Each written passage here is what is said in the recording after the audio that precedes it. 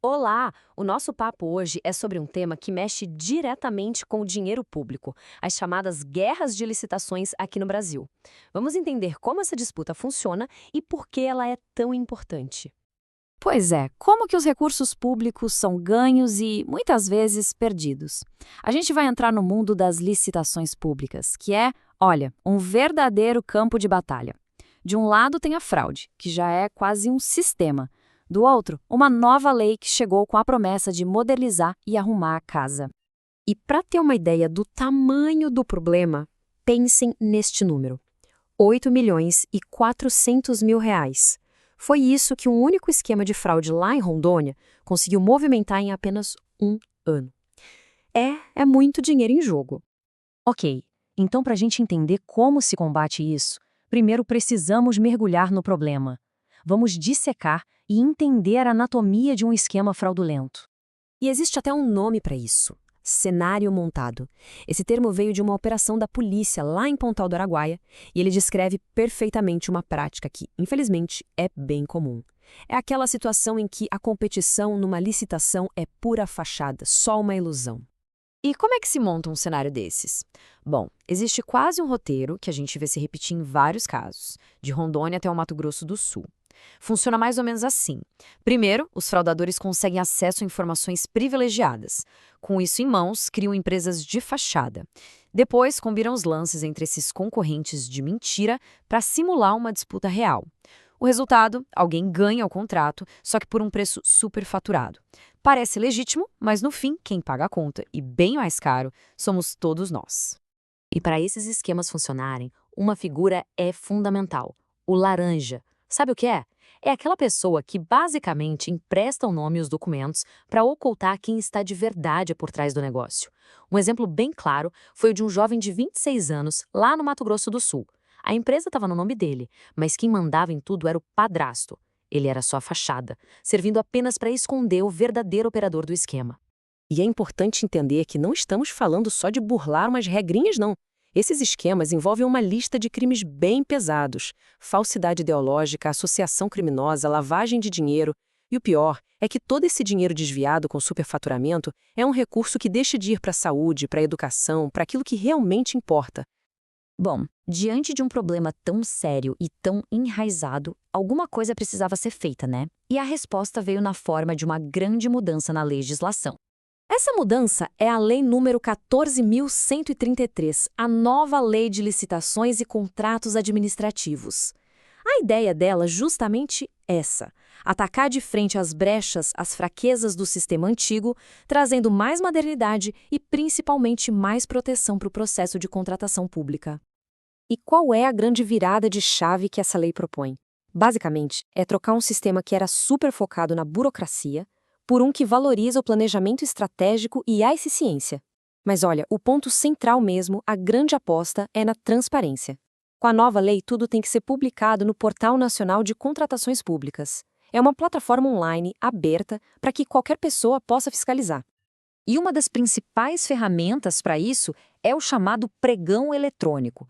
Pensa num leilão ao contrário, só que online. Em vez de disputar quem paga mais, as empresas competem para oferecer o menor preço. Isso é ótimo, porque abre a competição para empresas do Brasil inteiro, acaba com aquela coisa de esquema fechado, local, e aumenta muito a chance de o poder público conseguir o melhor serviço pelo menor preço. Tá, mas isso tudo é muito bonito na teoria, né? A pergunta é, na prática, está funcionando? Vamos ver agora alguns casos que mostram como essa lei está se traduzindo em economia de verdade e até em inovação. Olha esse número: 1.900.000 reais. Foi o que a cidade de Curitiba conseguiu economizar em um único ano em 2023, só por aplicar os princípios da nova lei nas suas compras. Isso aqui é o tal do princípio da economicidade acontecendo na prática. O gráfico mostra isso claramente. A primeira barra era o orçamento previsto, mais de 5 milhões. A segunda é o que foi realmente gasto, pouco mais de 3 milhões. Ou seja, uma economia de mais de 36%. É o resultado direto de licitações mais competitivas. E de onde veio essa economia toda? Os dados não mentem. A grande maioria, 74%, veio do pregão eletrônico. Ou seja, foi o modelo digital, aberto e competitivo que fez a maior diferença. Isso mostra que o caminho é esse. Mas não é só sobre economizar dinheiro, sabe? O impacto pode ser muito mais profundo. Em Minas Gerais, por exemplo, a agilidade que a nova lei permite pode significar salvar vidas. A FAMIG, que é a Fundação Hospitalar de lá, criou uma espécie de marketplace digital. Com ele, o tempo para conseguir suprimentos médicos essenciais caiu 80%. O que antes demorava meses, agora leva semanas. É material chegando muito mais rápido nas mãos de quem precisa. Seria ótimo se a história terminasse aqui, com só casos de sucesso. Mas a realidade é mais complexa. Uma lei nova, por melhor que seja, não é uma varinha de condão. A batalha contra as fraudes continua. Para a gente ter uma noção dos desafios, olhe este outro número. 66.300.000 reais. Esse era o valor de uma licitação no Paraná que teve que ser suspensa por causa de falhas muito graves.